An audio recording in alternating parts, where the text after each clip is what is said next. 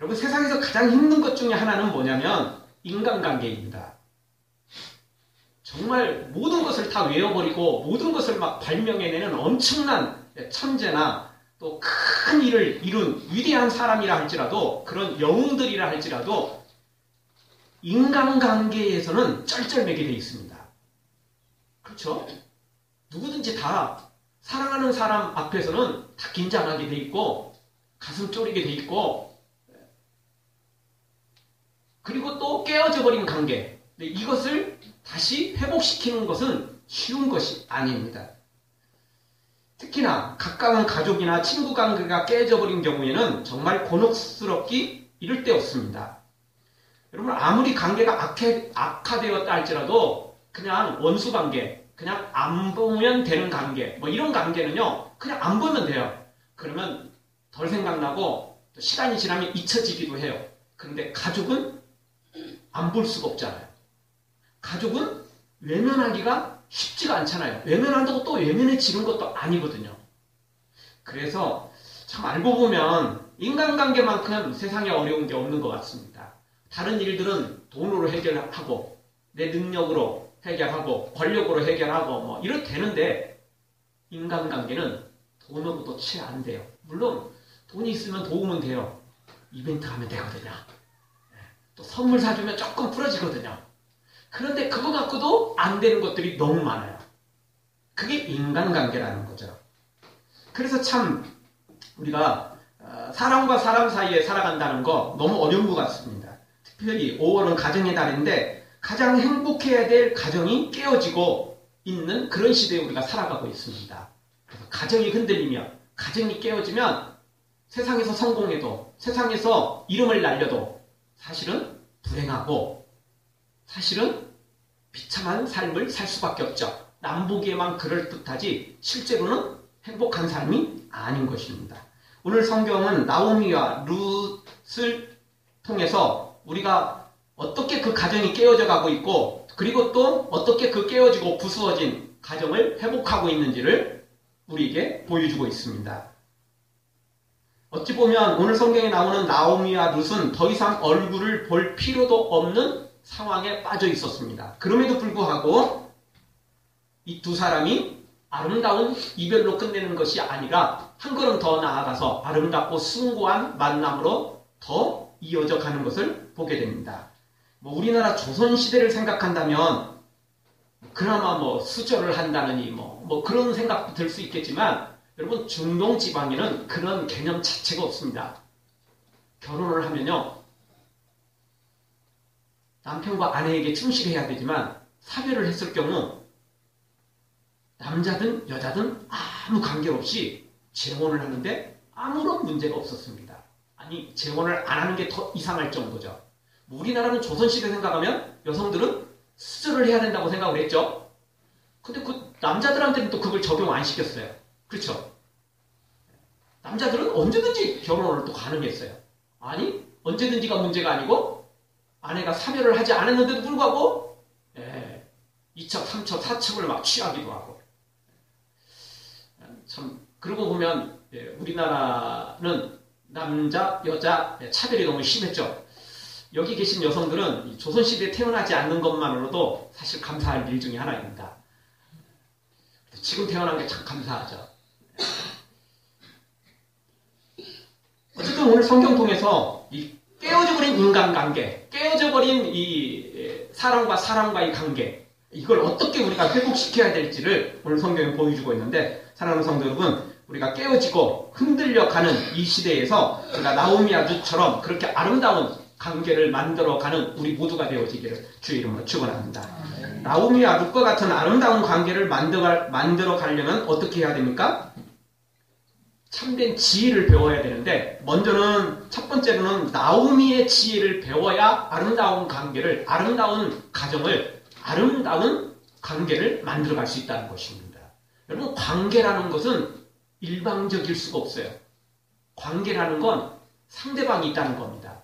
나도 있고 상대방이 있어요. 나만 잘한다고 되는 게 아닙니다. 상대방만 희생한다고 또 다 되는 것도 아닙니다. 관계 속에서 이루어지기 때문에 둘 다 잘해야 돼요. 최소한 한 사람이 더 잘하고 또 한 사람이 조금 덜 잘하더라도 어쨌든 둘 다 기본적으로는 해줘야 관계가 회복되는 거죠. 그래서 오늘 첫 번째 우리가 생각해 볼 수 있는 건 나오미의 지혜를 배워야 인간관계를 회복시킬 수 있다는 겁니다. 깨어진 관계를 다시 회복시킬 수 있다는 겁니다. 나오미의 삶은 참 파란만장한 삶이었습니다. 결혼해서 두 아들을 낳고 행복하게 살았는데 어느 날 갑자기 베들레헴에 흉년이 들었어요. 그래서 그 큰 흉년 앞에 나오미와 남편은 그리고 두 아들을 데리고 모압 땅으로 이민을 갑니다. 이민을 가서 두 아들을 결혼시켰죠. 나름 착한 며느리를 얻었어요. 그래서 정말 행복한 가정을 꾸려갔어요. 그런데 또 어느 날 갑자기 남편이 세상을 떠나게 됐죠. 그리고 두 아들도 세상을 떠나게 되는 아주 불행한 일이 벌어졌습니다. 지금도 혼자 된다는 건 참, 자녀를 먼저 보낸다는 건 참 힘든 일이고 어려운 일이겠지만 이 당시에 남자가 없다는 것은 울타리가 없는 거죠. 기둥이 없는 거죠. 여성 혼자 둘, 셋 있어봤자 여성들은 힘도 없고 사회적인 약자였어요. 그런 최악의 상황에 나오미가 빠지죠. 그런데 이런 일을 겪고 난 다음에 나오미가 참된 지혜를 배우게 됩니다. 참된 지혜를 깨닫게 됩니다. 그 지혜 때문에 룻과의 관계가 회복되고 며느리가 아닌 엄마와 딸 같은 관계를 만들어가게 되죠. 자, 구체적으로 나오미가 배운 지혜는 어떤 지혜입니까? 그것은 세월이 갈수록 잃어버리는 인생임을 받아들이는 지혜를 배우게 됐다는 겁니다. 즉, 인생은 상실할 수밖에 없는 상실하는 인생이다라는 걸 깨닫게 됐다는 겁니다. 그 지혜를 배우게 됐다는 겁니다. 여러분, 우리가 태어나서 성장하는 사이에 많은 것을 갖게 됩니다. 어린 아이에서 성장하면서 몸도 튼튼해지고 마음도 튼튼해지고 지혜도 지식도 쌓아지고 인간관계도 많이 만들어 가게 됩니다. 처음에는 엄마 아빠, 그러다가 친척들, 친구들, 선생님, 수많은 사람들을 만나게 되고 그래서 그게 다 좋은 쪽으로 다 나쁜 쪽도 조금 있지만 그래도 좋은 쪽으로 좋은 것들을 이렇게 쌓아가게 됩니다. 그러나 어느 순간부터는 몸이 늙어가기 시작합니다. 20대 이제 넘어가면 몸이 더 건강해지는 게 아니고 몸이 조금씩 늙어갑니다. 그리고 중년을 넘어가면 머리도 쉽지 않습니다. 그래서 점점 줄어가요. 몸은 약해지고 병들어지고 지혜도 지식도 줄어들고 경험들은 쌓이고 이러지만 그럼에도 불구하고 우리는 점차 잃게 됩니다. 그래서 나이가 들어가면서 부모님을 잃게 되고 또 집안에 있는 어르신들을 잃게 되고 또는 친구들을 잃게 되고 그래서 수많은 사람들을 잃어요. 사람들을 잃고 건강도 잃고 물질도 잃고 많은 것을 잃어요. 상실의 인생인 것입니다. 어느 순간까지는 분명히 많은 것을 취하고 얻고 쌓아가는데 어느 순간부터 잃어버려요. 많은 것을 잃어요. 아니 모든 것을 다 잃어가는 거예요. 점차 잃어가는 거죠. 그것이 우리 인생이라는 것입니다. 그런데 이걸 사람들이 많이 깨닫지는 못해요. 언제 깨닫느냐? 장례식장에 갔을 때. 그런데 그때도 잠시뿐이에요. 장례식장 나오면 다시 까마득히 잊어버려요. 개구리 올챙이 시절 모르듯 까마득히 잊어버리죠. 그런데 이런 충격적인 일을 나오미처럼 이런 충격적인 일을 경험한 사람은 잊을 수가 없어요. 남편을 잃고 두 아들을 잃고 아무것도 없는 상황이 됐는데 어떻게 잊을 수 있겠어요? 꿈속에서도 잊을 수 없겠죠. 나오미가 이 상황이 되자 인생은 순서의 차이일 뿐, 시간의 차이일 뿐 잃어버리는 것이구나. 상실의 인생이구나. 이거를 깨닫게 되는 것입니다. 이것을 빨리 깨닫는 사람일수록 철이 들 수 있고 이것을 빨리 깨닫는 사람일수록 인생의 참된 지혜를 배울 수 있게 되는 거죠. 물론 너무 철이 빨리 들면 안 돼요. 이제 초등학생이고 이제 유치원생인데 뭐 이걸 벌써 깨달아 알면 그거는 정상적이 아니에요. 왜냐하면 그때는 쌓아가는 시대였잖아요. 그때는 그 시절은 많이 얻는 시절이잖아요. 그러니까 그때는 더 쌓고 즐기는 때예요. 그러나 중년, 청년이 넘어가고 중년에 접어들면 그때부터는 이걸 깨달아야 돼요. 이걸 모르면 분명히 문제가 생겨요. 모세도 이런 지혜를 소망했습니다. 시편 90편에 보면 우리에게 우리날 계수함을 가르치사 지혜의 마음을 얻게 하소서. 이 인생의 지혜의 마음을 얻기를 소망했습니다. 그래서 모세가 깨달은 건 뭐죠? 하나님의 은혜로 깨달은 것은 우리의 연수가 70이요 강건하면 80이라도 그 연수의 자랑은 수고와 슬픔뿐이요 신속히 가니 우리가 날아가니이다. 이렇게 모세는 인생에 대해서 날아가는 인생, 하룻밤에 끝나버릴 수 있는 인생, 일장춘몽 같은 인생, 꽃처럼 아름답게 필지는 모르지만 금세 시들어서 사라져버릴 수도 있는 인생이라는 것을 모세는 알게 됩니다. 바로 나오미도 바로 그런 인생이라는 것을 알게 되었던 겁니다. 이걸 모르면, 이거를 받아들이지 못하면 어떻게 하죠? 왜 나한테만 이런 어려운 일이 있고, 왜 나한테만 이런 저주스러운 일이 일어나고, 그러면서 사람을 원망하고, 하늘을 원망하고, 모든 것을 원망하고, 자기 자신은 자포자기 인생으로 인생을 포기하게 되는 거죠. 그런데 이걸 받아들이면 힘들지만, 어렵지만, 쓰러질 수는 있지만 다시 새 힘을 얻어서 일어나게 됩니다. 그리고는 새 인생을 다시 살아가게 되는 거죠. 그래서 이 지혜가 우리에게 필요하다는 겁니다. 이 지혜를 모르는 사람은 계속해서 잃어버리는 것에 대해서 원망하고 불평하고 그리고 본인도 힘들어하고 주변 사람도 다 힘들어지게 되는 것입니다. 특히 우리 인생이 가만히 있어도 결국 잃어버리게 되지만 더 빨리 잃어버리고 더 빨리 상실하는 것은 우리의 불신앙, 우리의 불순종이죠. 나오미가 아무리 큰 흉년이 들었어도 베들레헴을 떠나지 않았더라면, 모압 땅으로 이민을 가지 않았다면, 저 이방 지역인 모압 땅으로 이민을 가지 않았더라면 이런 최악의 상황에는 이르지 않았을 것입니다. 어쨌든 시간이 가면 이런 일은 벌어질 수 있겠지만 그래도 불신앙이, 불순종이 나오미의 이런 온전한 신앙이 아니었기 때문에 이런 일이 더 빨리 왔고, 아니 없을 수도 있는 이런 징계가, 이런 형벌이 임했던 것입니다. 그래서 13절에 가보면 나오미는 우리가 잘못해서 하나님께 징계를 받았다. 우리가 하나님 주신 가나안을 떠났기 때문에, 우리가 하나님께서 주신 교회를 떠났기 때문에, 우리가 하나님께서 주신 믿음의 자리를, 하나님의 자리를 떠났기 때문에 이런 징계를 받았다라고 수용을 합니다. 그것에 대해서 분내하고 그것에 대하여 화를 내는 게 아니고 수용을 하는 것입니다. 여러분, 수용하면 그때부터는 새로운 길이 열리게 돼 있어요. 수용하지 않으면 절대 그 다음 단계에 나아갈 수 없는 거죠.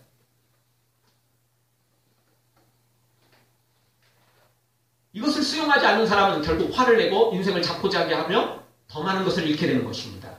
그리고는 결국 인생을 끝마칠 때는 지옥이라는 엄청난 형벌을 받을 수밖에 없겠죠.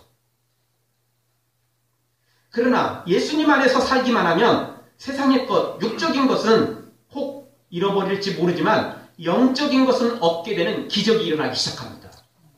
이 지혜를 배우기만 하면 육체는 날로 새할지 모르지만 영적으로는 날마다 거룩해지고 능력 있는 삶을 사는 길이 열리더라는 것입니다. 그래서 나오미가 이 지혜를 배우고 새로운 출발을 하게 된 것입니다. 사랑하는 성도 여러분, 우리 모두 인생은 어느 단계가 이르르면, 어느 순간이 다가오면 그때부터는 잃어버리는 상실의 인생임을 기억하고 예수님 안에서 다시 새로운 것을 취하여 얻는, 육적으로 잃어버린 것만큼 그 이상으로 영적으로 다시 쌓고 그리고 취하는 그런 복된 인생의 길을 걷는 우리 모두가 되어지기를 주의 이름으로 축원합니다. 두 번째, 나오미가 깨달은 지혜는 무엇입니까? 그것은 자녀들을 배려하는 지혜였습니다. 좀 더 구체적으로 며느리를 딸처럼 생각하는 그런 지혜를 갖게 된 것입니다.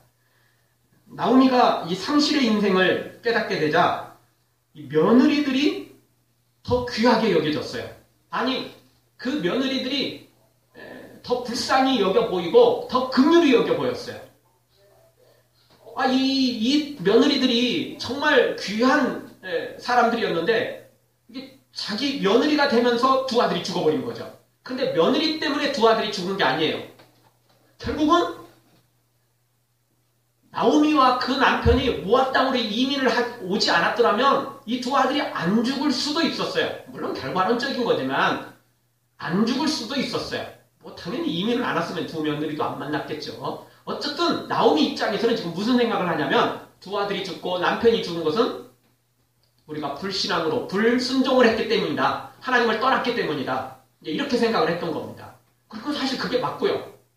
이걸 수용하자 결국 며느리들이 자신의 잘못으로 말미암아 과부가 되어버렸다고 생각을 하는 거죠. 그러면 며느리들한테 얼마나 미안해요. 그렇죠? 나의 잘못으로 과부가 됐다고 생각하니까 미안해지는 겁니다. 그러니까 배려를 하게 되죠. 배려를 하지 않아도 사실 이 두 며느리는 친정으로 돌아가서 다시 재혼을 할 수 있어요. 우리나라 아까 말씀드렸던 것처럼 우리나라 조선시대 생각하시면 안 돼요. 시집 오면 이 집안에 귀신이 돼야 한다. 뭐 그런 거 생각하지 마세요. 그 동네는 그런 거 없어요. 우리나라 조선시대라고 생각해도 남자들 생각하시면 될 거예요. 언제든지 결혼을 할 수 있어요. 당연한 거예요, 그거는. 우리 생각으로 이걸 이해하면 전혀 이해가 안 돼요. 어쨌든 그냥 돌아가면 돼요, 그냥 이 두 며느리들은. 그리고 뭐 마침 또 이 나오미가 모압 땅에 계속 살겠다는 것도 아니고 그러면 약간의 도의적인 책임이 있고 약간의 또 마음이 조금 그럴 텐데 나오미가 다시 고향으로 돌아가겠다고 그러니까 원래 나라로 돌아가겠다고 그러니까 뭐 두말할 것도 없겠죠. 마음 편히 그냥 헤어지면 되는 거죠. 그런데 나오미가 앞장서서 며느리한테 말합니다. 내 친정으로 돌아가라. 그리고 좋은 남자 만나가지고 결혼을 해라. 그리고 너희들이 앞으로 인생에는 정말 하나님께서 복 주셔서 행복한 가정, 행복한 인생이 되기를 내가 축복해 준다. 라면서 축복하며 보냅니다. 그렇게 보내요. 나오미가. 이게 배려죠, 배려. 안 그래도 뭐 그렇게 안 해도 뭐 갈 것이고 뭐 이렇게 안 해도 상관은 없어요. 그럼에도 불구하고 나오미는 며느리가 아니라 딸처럼 여기지는 거죠. 인생의 지혜를 배우니까 생각이 바뀌어요. 관계가 바뀌죠. 며느리니까 니네들은 나를 좀 봉양도 해야 되고 뭔가 좀 도와줘야 되지 않느냐. 아무리 남편이 죽었다고 그렇다고 남남이 또 되는 것일 수도 있지만 그래도 그런 거 아니냐. 그럴 순 없지. 뭐 이러면 서로 힘들어지잖아요. 근데 나오면 진짜 딸처럼 여겨요. 생각해 보십시오. 며느리가 그랬다면 어떨지 모르지만 조선시대에 살고 있는 우리라고 할지라도 내 딸이 그랬다면 여러분은 어떤 생각이 들겠어요? 좋은 남자 만나가지고 행복한 가정 이루어서 행복하게 살았으면 좋겠다는 마음 들지 않겠어요? 그러니까 며느리라면 생각이 이상해지지만 딸이라면 생각이 완전히 달라질 수 있는 거예요. 나오미가 이 지혜를 배우게 되니까 딸처럼 여기게 돼요. 귀히 여기죠. 안 만나면 되고 너는 나이도 어리고 너는 며느리고 너는 약한 존재니까 나한테 굴복해. 내 말 들어. 이런 관계가 아닌 거예요. 딸처럼 귀하게 여기는 거죠. 배려해 주죠. 이런 인간관계를 만들어 가더라는 것입니다. 사랑하는 성도 여러분, 우리도 이렇게 자녀들을 배려하고 이웃들을 배려하고 그래서 이런 아름다운 천국의 가정이 우리 가정에 이루어지고 나오미의 지혜를 배워서 우리 앞에 새 역사가 이루어지기를 주의 이름으로 축원합니다. 두 번째 배워야 될 지혜는 룻의 지혜를 배워야 됩니다. 아까 말씀드렸던 것처럼 인간관계는 둘 사이에 이루어지는 겁니다. 또는 셋 사이에도 이루어질 수 있겠죠. 일반적인 게 아니에요. 혼자 할 수 없어요. 관계 속에서 이루어지는 거예요. 자, 나오미가 먼저 출발을 했어요. 나오미가 먼저 하나님을 만났고 그가 불신앙 가운데 빠져 있다가 하나님을 떠났다가 다시 하나님을 만나게 되는 거죠. 그래서 오늘 성경을 통해서 보면 1절에서 5절까지는 하나님의 이름이 한 번도 등장하지 않아요. 근데 6절부터 여호와라는 하나님의 이름이 계속 등장해요. 수시로 등장해요. 약방의 감초만큼 등장을 해요. 왜 이렇게 됐을까요? 1절에서 5절에서 이민 올 때까지는 하나님을 버렸다는 거예요. 하나님을 잊어버린 거예요. 하나님을 알았어도 그냥 외면을 했던 거죠. 근데 6절부터 참된 지혜를 배우게 되니까 하나님에 대해서 깊이 생각하게 된 거예요. 그리고 하나님의 인도를 또 구하게 되는 거예요. 그래서 잃어버린 건 있지만 하나님 안에서 새로운 걸 찾아야 되는 거죠. 왜냐하면 이제는 육적으로는 찾을 길이 없어요. 나오면 이미 나이도 늙은 할머니가 돼가고 있어요. 더 이상 소망이 없어요. 나오미에게 유일한 소망이 있다면 그것은 영적으로 찾는 길밖에 없겠죠. 왜냐하면 육적으로는 이미 더 이상 찾을 길이 없는 거죠. 그러니까 영적인 길을 먼저 찾았어요. 사실 이게 생명의 길이 열리는 거죠. 그래서 우리 예수님께서도 너희는 먼저 하나님의 나라와 의를 구하라고 말씀하셨어요. 그러니까 먼저 깨달을수록, 먼저 이 지혜를 얻을수록, 먼저 이 신앙으로 철들을수록 육적인 것도 덜 잃게 되고, 그리고 영적으로 얻는 것은 더 많아지게 되는 거죠. 다시 돌아와서 룻의 지혜를 또 우리가 배울 줄 알아야 돼요. 룻도 참된 지혜를 깨닫게 되니까 이 둘의 관계가 아름다운 이별이 아닌 더욱 아름답고 숭고한 만남으로 이어지게 하게 됐어요. 룻이 원래 좀 착한 사람이에요. 선한 여인이었어요. 원래 착했어요. 그냥 괜찮았어요. 그래서 설사 나오미하고 시어머니하고 헤어져도 그냥 아름답게 헤어질 관계였을 거예요. 그런데 하나님을 만나고 나니까, 하나님 안에서 참된 지혜를 배우고 나니까 아름다운 이별이 아니라 더 아름답고 숭고한 만남으로 계속 이어져 가게 됐더라는 거예요. 자, 룻은 친정으로 돌아갈 수가 있었어요. 그런데 친정으로 돌아가지 않는 이유는 나오미이기도 하지만 실상은 하나님 때문이었어요. 자, 룻이 친정으로 돌아가면 다시 어떻게 되겠어요? 다시 옛날에 어렸을 때부터 조상들이 섬겨왔던 신들을 다시 섬기겠죠? 나오미에게 시집 와서 하나님을 조금 섬겼어요. 잘 섬긴 건 아니에요. 그래도 어쨌든 명분상으로는 하나님을 조금씩 배우기도 했고, 왜냐하면 남편의 본국이 이스라엘이고, 그 이스라엘이 섬기는 분은 하나님이니까 기본적으로는 알게 된 거예요. 그러다가 이런 어려운 일을 만나고 난 다음에 나오미가 더 하나님을 깊이 깨닫자 이제 룻도 그 하나님에 대해서 더 깊이 알게 되는 거예요. 그리고 나오미를 통하여 하나님을 더 깊이 만나게 되는 거죠. 나오미를 변화시키는 하나님을 눈으로 직접 보게 되잖아요. 자기가 경험하게 되잖아요. 그래서 친정으로 돌아갈 수가 없었던 거예요. 친정으로 돌아가면 그 하나님을 버리고 다시 옛날에 자신이 섬겼던 신들을 따라가고, 그러면 영원한 천국을 얻을 수 없다라는 결과에 이르게 되거든요. 그래서 룻은 하나님을 섬기기를 원했어요. 그 하나님을 섬기려면 어떻게 해야 돼요? 나오미를 따라가야죠. 그러니까 나오미를 통해서 그 하나님을 만났잖아요. 그러니까 영적으로 복음을 전해준, 구원을 전해준, 천국을 전해준 그 나오미를 육적으로 섬기는 거야? 두말할 것도 없어요.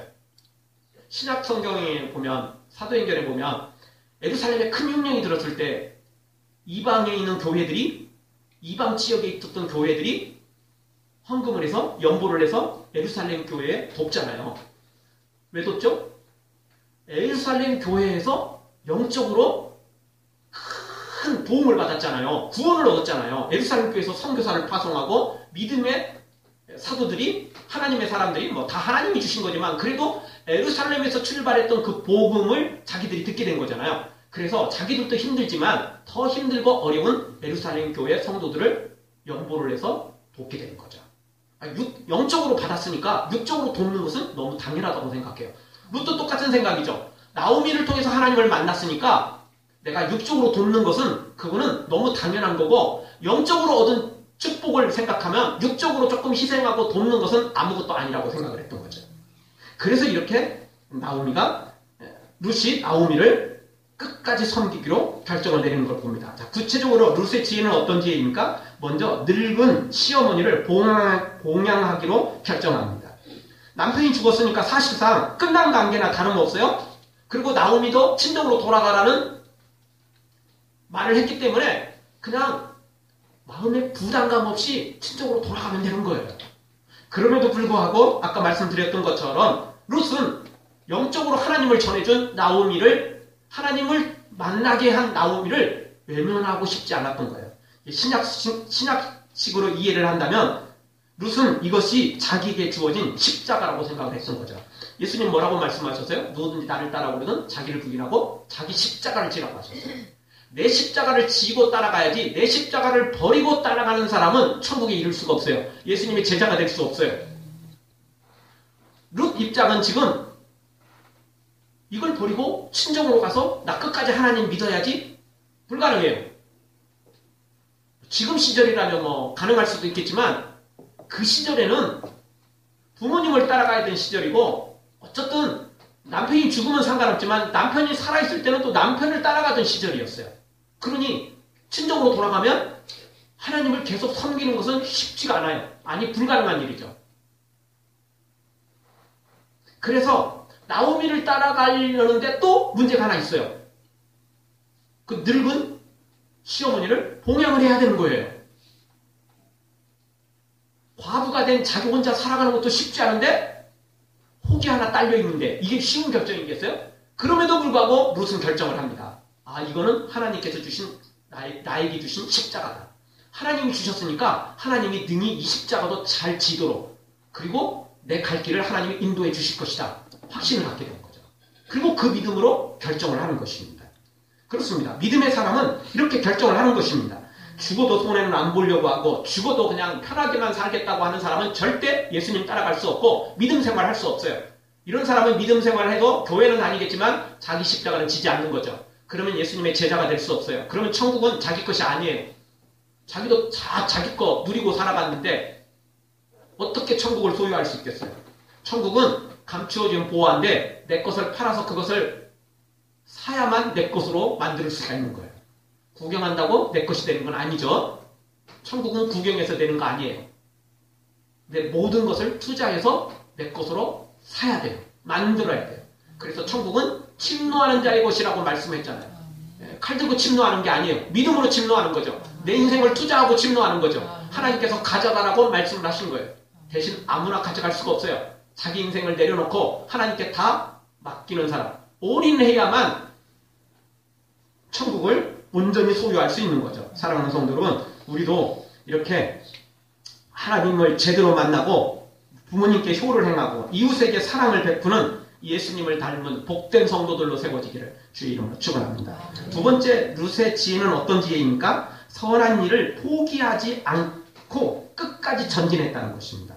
룻과 같은 이런 아름다운 마음, 이런 영적 헌신을 결단하고 믿음으로 시작하는 사람은 의외로 많아요. 없는 것 같아도 많아요.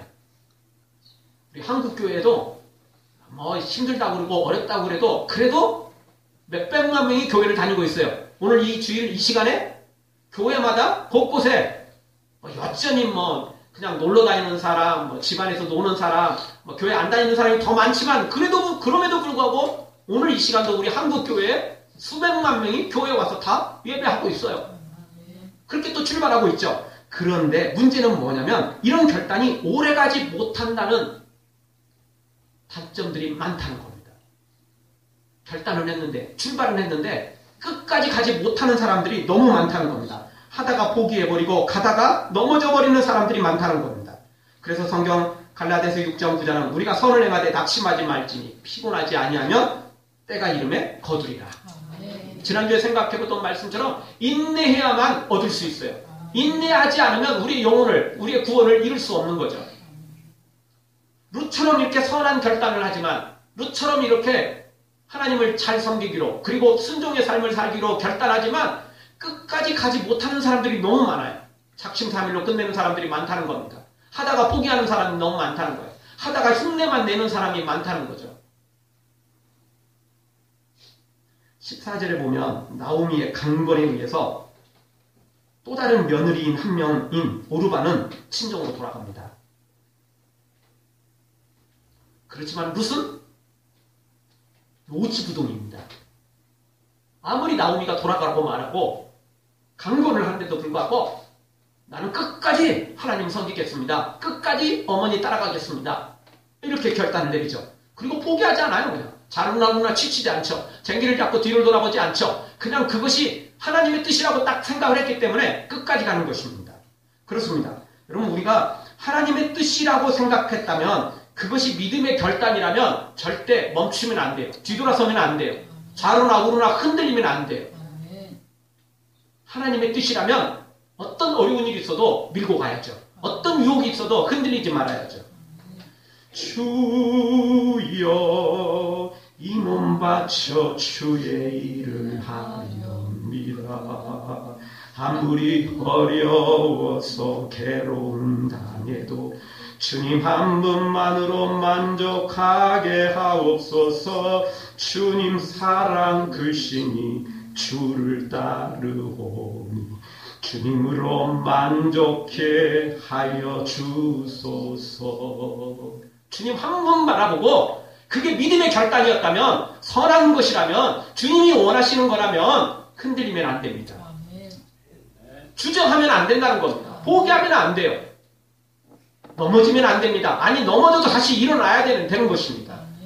룻처럼 이렇게 끝까지 가야만 하나님께 칭찬받고 끝까지 가야만 천국과 상급을 누리게 되는 것입니다. 사랑하는 성도는 어떤 어려운 일이 있어도, 어떤 사탄의 유혹이 있어도, 어떤 희생과 헌신이 요구되더라도 주님이 원하시는 길이라면, 선한 길이라면 포기하지 말고 정말 부모님께 효를 행하며 이웃에게 사랑을 베푸는 이런 하나님의 거룩한 뜻, 바로 그거, 룻처럼 이렇게 끝까지 이 거룩한 일에 동참해서 끝까지 이 거룩한 일에 헌신해서 하나님의 놀라운 복과 은혜를 받아 누리는 하나님의 사람들 되어지기를 주의 이름으로 축원합니다. 기도하겠습니다. 통성으로 잠깐 기도하며 나갈 때